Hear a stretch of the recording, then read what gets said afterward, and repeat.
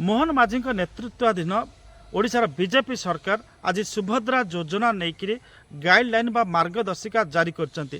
जदि मार्गदर्शिकार रूपरेख को आपण देखिबे कहीपर जे यह एक कंप्लीट एवं कंपोजिट डॉक्यूमेंट अर्थात आपण स्वयं संपूर्ण एवं संपूर्ण गोटा कागजात आपण कहीपर। तो इथे रही जे जो महिला माने आर्थिक स्तर में दुर्बल रही से माने सुभद्रा योजनार लाभ पाइपर। 50,000 टंका से दिज्व over a period of 5 years 5 वर्ष भितर से 50,000 टंका दिज्व से जहाँ निज परिवार पर खर्च करेंगे। ये पुंजी विनियोग कथा जहाँ विरोध दल कहे सेमती किसी कथा ना से निज परिवार जेकोसी गोटे घरकरणा जिनस हो आसबाब पत्र हो बा निजर प्रसाधन सामग्री बा निजर गोटे आवश्यक कौन गोटे जिनस से किणी पारे। तो ये आप देखिए जे स्थिर सरकार कहते जे जो मानकर रोजगार वार्षिक 18,000 टंकार कम अच्छी से माने आर सुविधा पाइपर।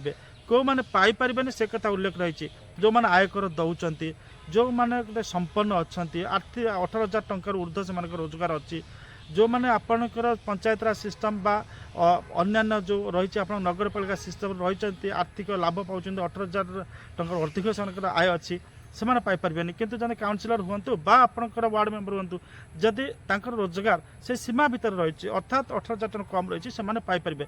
सबुठ बड़ कथा हूँ जो मानकर आपणकर भोटर आइडेंटिटी कार्ड ना कि राशन कार्ड हिताधिकारी ना से जो माने योजनार लाभ नहीं पारे। तो से चिन्हट कर योजनार अंतर्भुक्त कर कौन चिंता कर आवश्यकता ना जे राशन कार्ड ना बोली से हिताधिकारी हो पारे एक कथा ना।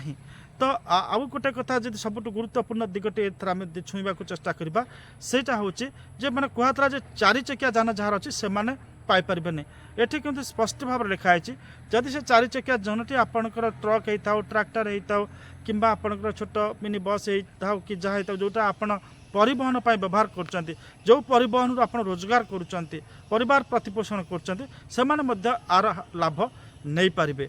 एवं आउ गोटे बड़ कथा हूँ विशेषत्व हूँ सरकार गोटे आपन सुभद्रा समिति तैयारी करछंती से सुभद्रा समिति जहाँ जो मैंने आप बाद पड़ुंट योग्य आदि हो पारे से संपर्क में सब विचार करेंगे अभियोग शुणाणी करेंगे और अभियोग प्रतिकार करेंगे।